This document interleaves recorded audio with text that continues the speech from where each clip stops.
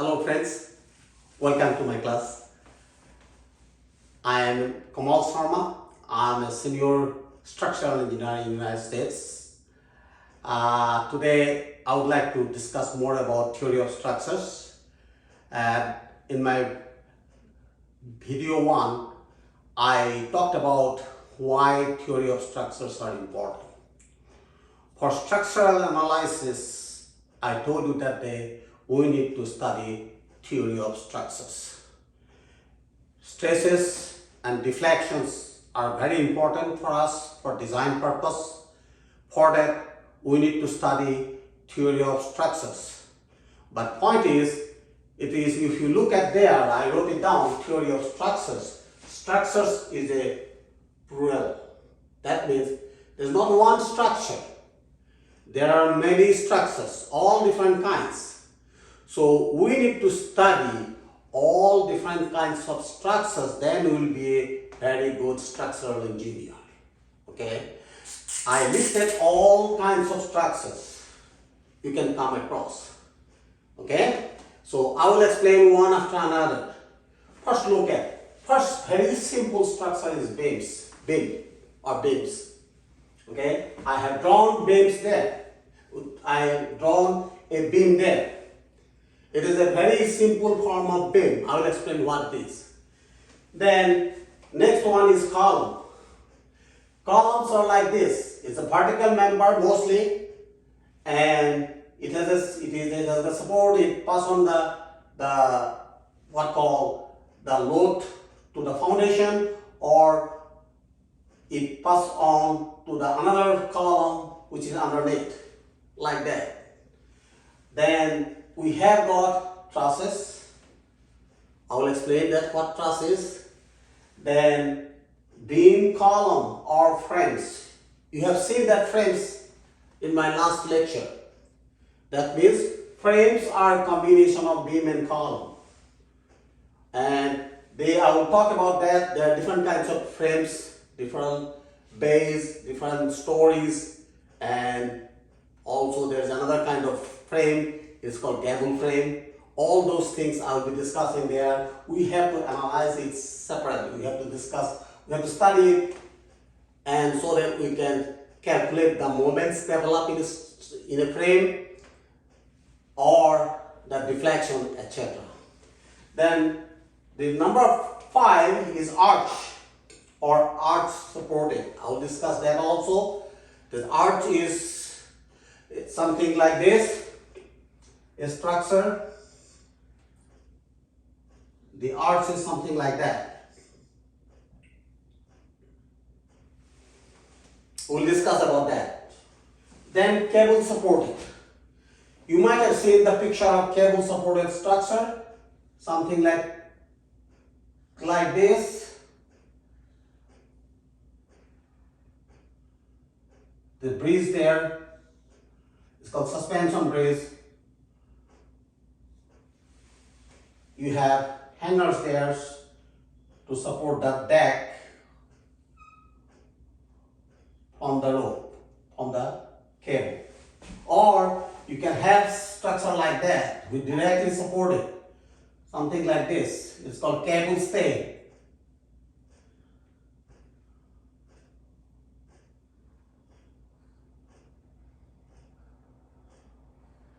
Cable stay bridge. This is suspension.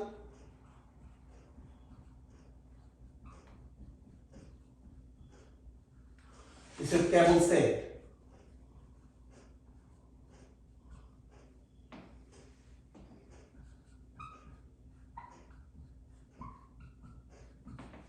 Cable stay bridge.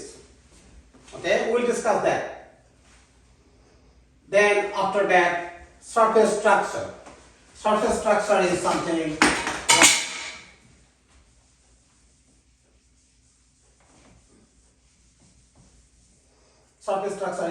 like,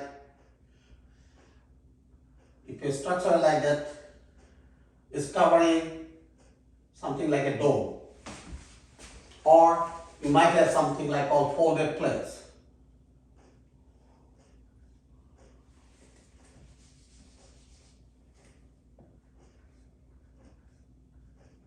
There are thin plates like that. We'll discuss about that, but if I have time. Okay? Now first of all, let us talk about beams. Okay? Beam is something, a horizontal member, which has got, in simple case, it has got two supports. Something like, beam is something like this. A member like this, whose length is more than the width and depth. Got it? Something like this beam. And also that day I told you the beam has depth is more than the breadth. This is depth. There is a reason for that. This is your breadth or width. The depth is more than breadth.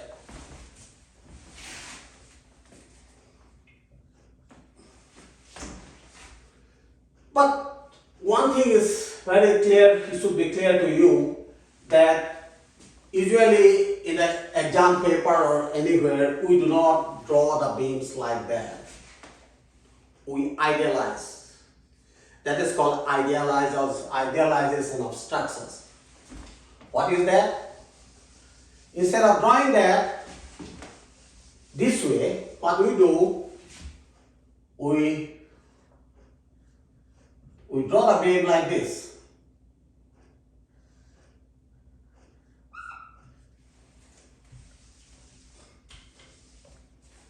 We draw the beam something like this.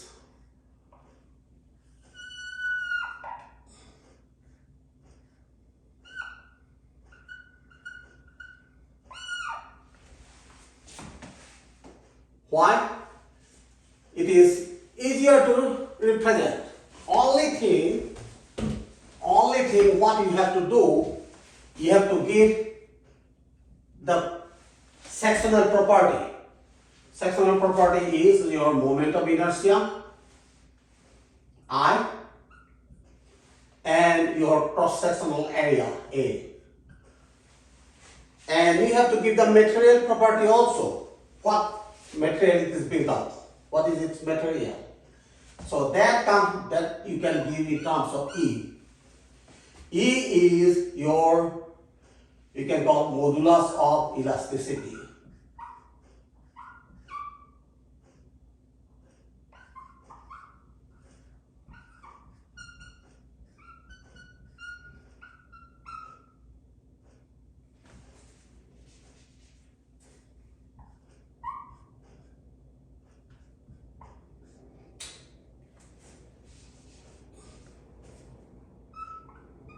You can call it Young's modulus also.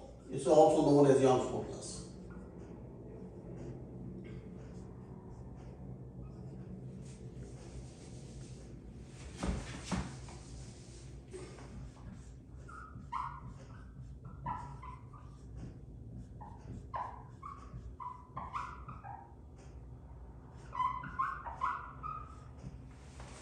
Young's modulus. So, what happens? This support is called hinge. That is represented by this. And this support is free to move. Okay? It is free to move. It is resting over another piece of joist or another piece of beam, small size, small. So it is resting over there. So it is easier to move this way. And this point, it is hinge. It can rotate. It can go, if you remove this, it will fall down like this. It will have a tendency to go like this, rotate about that. So, why it is this? This is the simplest form of beam. Why we need to have something like this? Why we need to have a roller support? Usually this type of structure you see in the bridge. What happens, we make it restrained from going this direction or this direction. It's X direction and Y direction. We restrain it not to go. But here we are not restraining in going in the X direction. It's not only it is restrained in the Y direction. So if you say it is reaction is, it is 1 R1Y, R2Y, and it is R horizontal, and I can say it is RV particle. I can say R2 RV in the Y direction. Now point is, if you consider the space between here to here is L, if you apply some load, then only you have the reactions.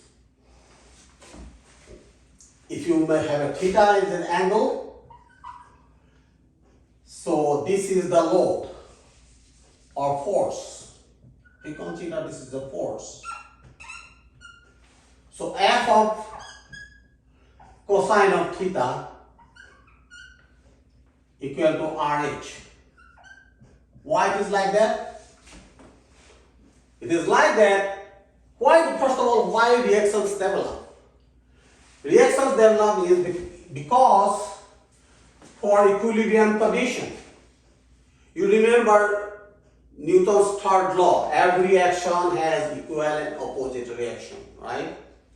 So when you restrain something, whatever force you apply, that will be resisted by the reactions. Then only it will be staying in this position.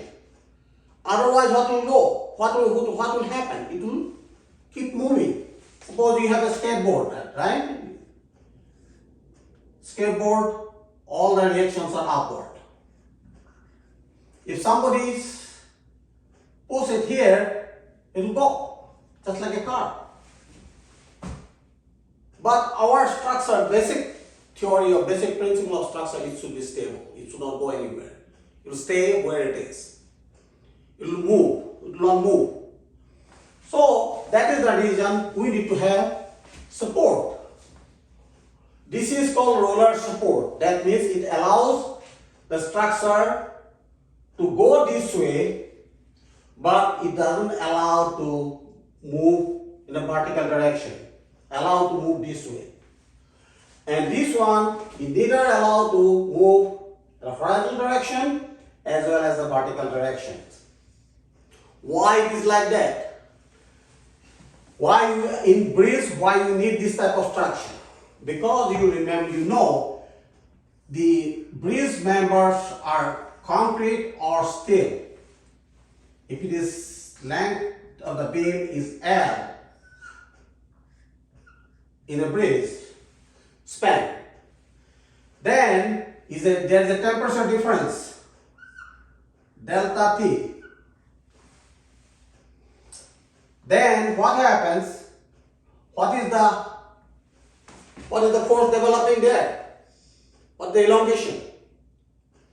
What is the elongation there? If there is elongation delta, delta is your what? L alpha delta T.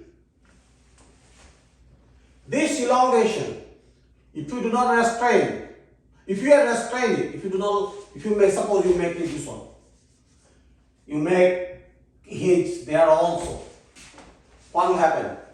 You will try to buckle. It will not go anywhere, and that may lead to failure of the beam.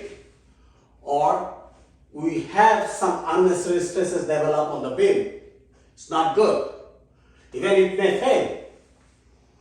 So we allow this movement of the beam going in this direction, in the horizontal direction, so that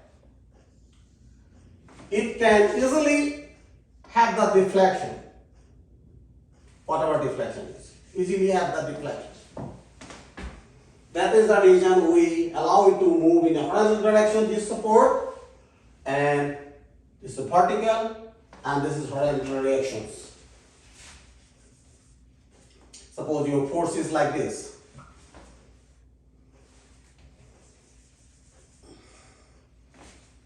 I'll do it other way.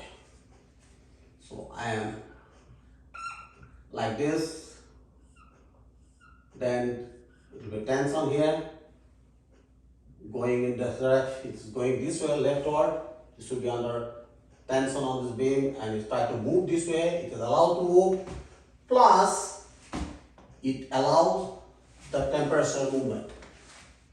But this side is restrained, you cannot move. This is because it is hinge. So this is the simplest form of support. These are supports. This is a support, this is a support. So you have seen there is one is a roller support. This is called roller support. Roller.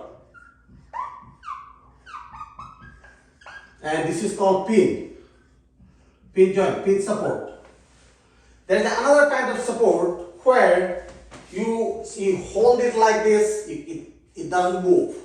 Right? So this is fixed. So you have another support that is called fixed. That means when it deflects, suppose it deflects like this, because here it deflects like this. When you put the load like this, end to end it deflects because of the load, because of the vertical component. But for fixed beam, if it is a fixed,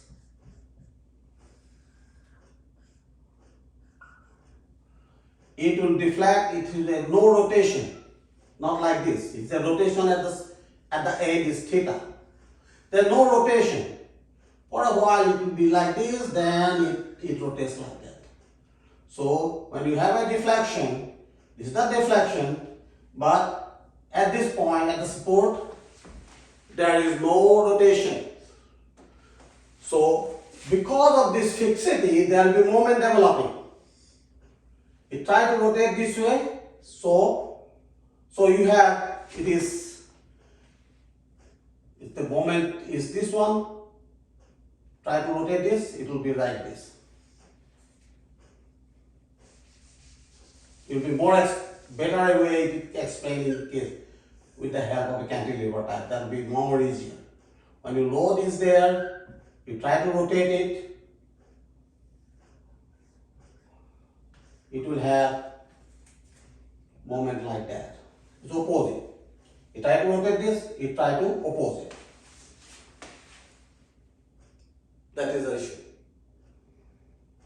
Okay? So this is your fixed. Then another kind of support is called spring. Spring support. Spring support is something like that in many steel construction.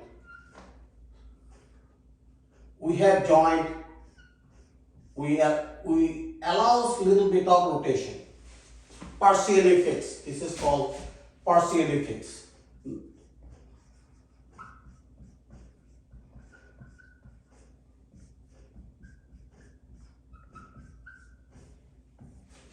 Partially fixed.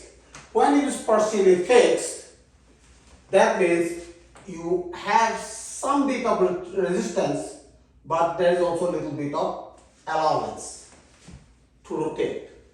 Just like a spring. If you have a spring, when you put a load, it will not go all the way down. It will deflect a little bit and stay there. So it depends on the stiffness of the spring. Stiffness.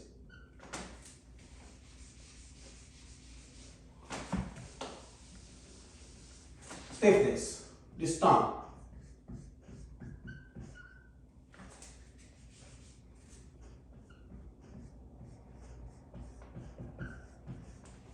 Stiffness is load per unit deflection. That means if you have, this is the deflection, This is the deflection. So load, whatever load you are applying, and that causes a deflection like that. If you divide by that deflection, this is your stiffness. So that stiffness, you should know the stiffness. In spring, that doesn't allow it to deflect or doesn't allow it to rotate that much, but it allows a little bit. This spring resistance we consider in soil also. When you model a soil, when it is something is, suppose you have got abutment or retaining wall, you have soil there, this is soil, okay, the retaining wall, this soil level, this side is empty, nothing there. So when you can consider the spring here.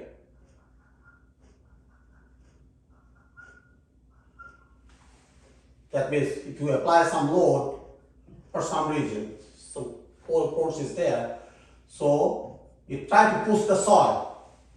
So to model it in computer, you can assume that there's spring. So that is the few use in spring, but we do not need to know much about this. It is a little advanced topic. So basically we have got roller support,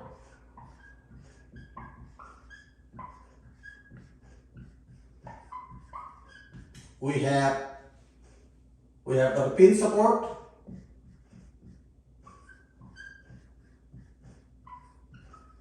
we have got fixed support.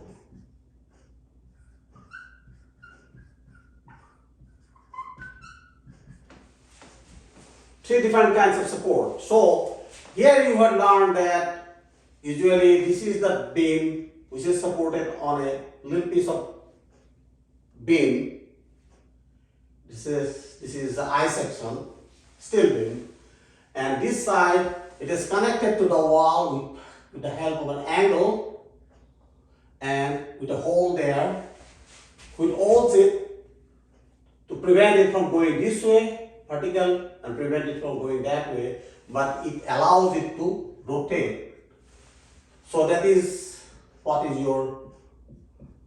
how it is drawn in idealized condition, something like this.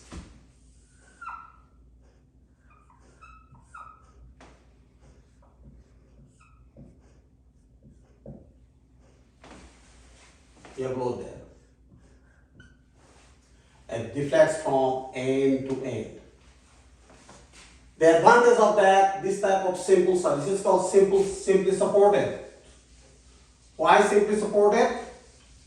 Because I will explain it a little later. You have got three reactions. When you have total three reactions, it is easier you can easily calculate the reactions. Why it is so, I will explain it. But right now you should remember it is a simply supported. It has got three reactions. And reactions comes because of this support is there, and every reaction has an equal and opposite reaction. If it is vertically upward, downward, this is upward. If it is an angle there, it applies, the load is applied at the angle. So the cosine of theta times this load equal to this reaction. This is simple beam. Now, similarly, in a column also, we can idealize like this. There will be load there, and there will be moment. If you apply a moment there for some reason, so it will be moment is shown like this, like a arrow with a curly line with an arrow, and force is directly like this. And when you have something like that, you have to give E value, modulus of elasticity, I value, it is your moment of inertia. Here moment of inertia is something you can calculate. It is a rectangular section 1.12 B D Q. It is your D, this is B. For this type of section, you can calculate it. That is the way to look at it. There are table there, you can look at it, how to calculate the moment of inertia of a steel section like this, with flange and a wedge. Yes, that can be easily calculated with this equation. If you consider the whole thing, if you take the moment of inertia of this whole one, if it is B, this is D, so it will be D cube upon 12 minus this width, say B1, this is B1, so twice on, and from here to here the distance is say D1, so twice of B1 D1 cube upon 12. That is the formula to get it. So why we need to know about E and I? E and I is very important material and thus moment of inertia. Together they are called, EI is called flexural rigidity.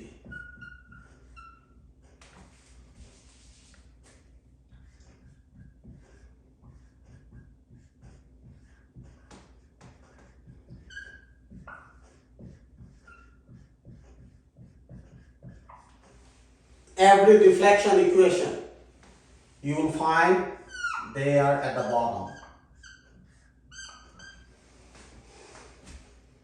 There's some value there for deflection, EI at the bottom, because if the E and I controls the deflection, if the value is more, these two value, then deflection will be less.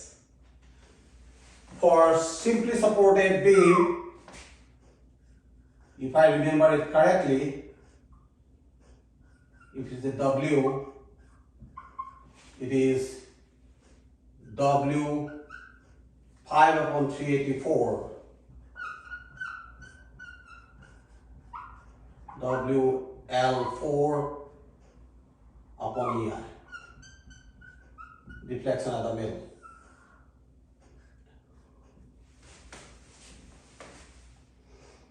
Okay, so EI is important all the time. So this is your flexural rigidity. Similarly, for column also, the EI is important. Here we are placing the depth. Why we place the depth is more than B? Because this one, you see, look at equation, B times 1 upon 12, your I is 1 upon 12 B the cube. If D is very high, B is high, suppose B is twice this, B. See how much it is? The 3 times cube. Right?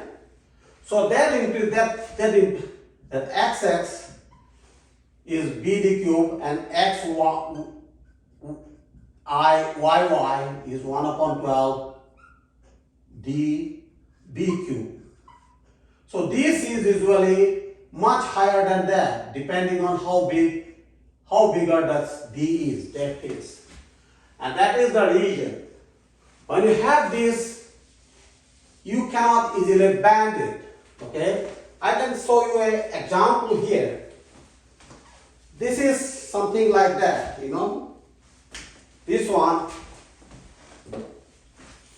This has got depth is more than weight. So I cannot bend it very easily. See, I need lots of strength.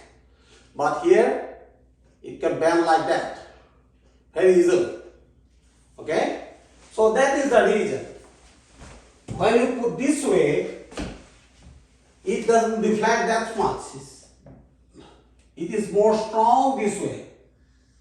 It cannot deflect that much. This deflection. But if you reverse it like this, it will deflect. It will deflect a lot. Okay? This is all about the pin. Now we'll be talking about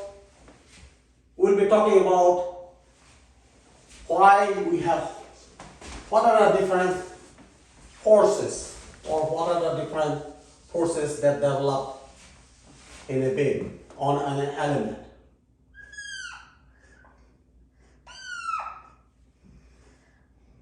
We have to draw three-dimensional figure like that. This is a space, it is a y, this is x, this is z or z.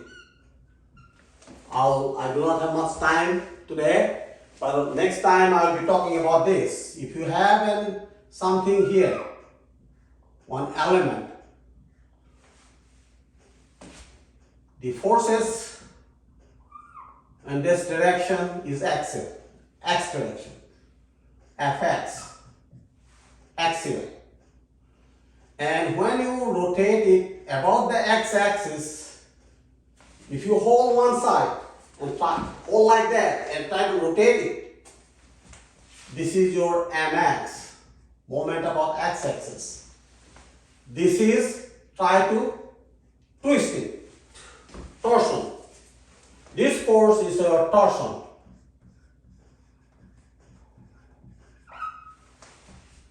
Then when you try to bend it, now when you have a force on the element from the y direction, suppose here you are applying a force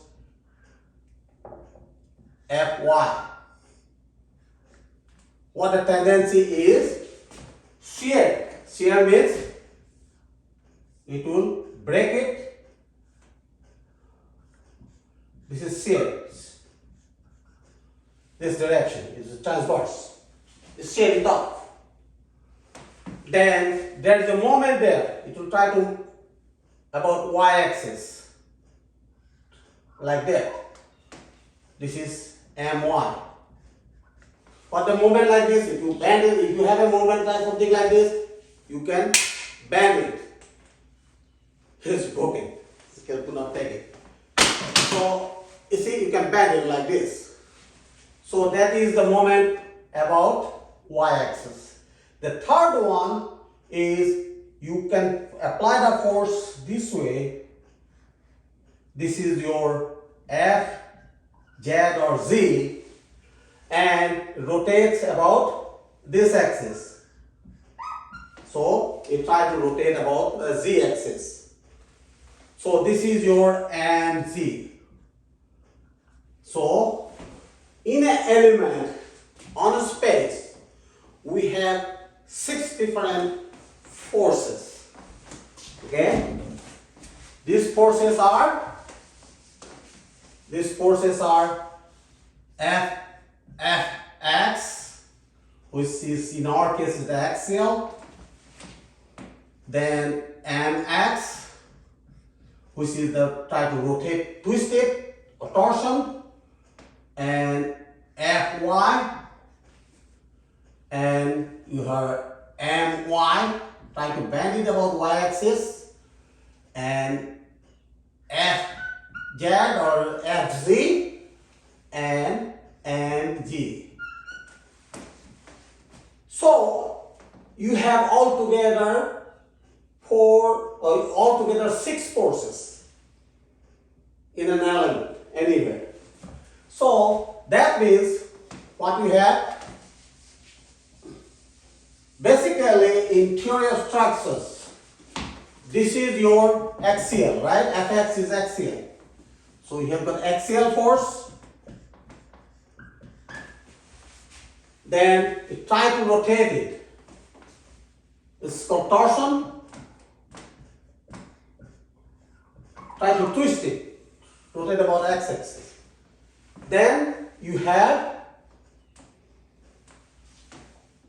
suppose this one, y direction. Fy, that is your shear. Shear about what? Shear about along y-axis. Then you have got moment about z-axis.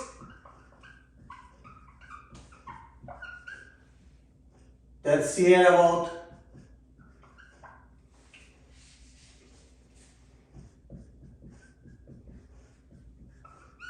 about z-axis and moment about y-axis.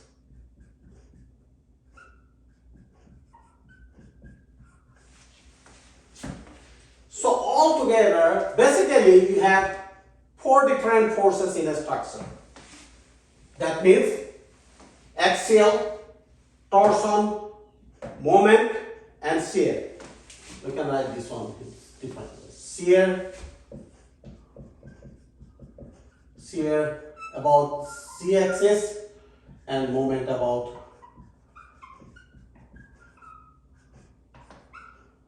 z-axis.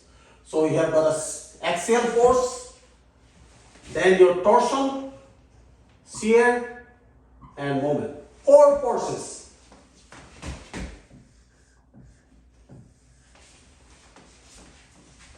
Four kinds of forces. That is it. And we have to take care, when in the structure you take care of all these 4 forces. You do not allow the structure to fail because of 4 forces, then you are done. But these are forces that controls the design and deflections, rotations. So we have to, in the next class, I'll be talking more about this. From this we can find out what is the degree of freedom. I will explain that what is degree of freedom in next class. And what is the equilibrium equation that is coming out of these forces.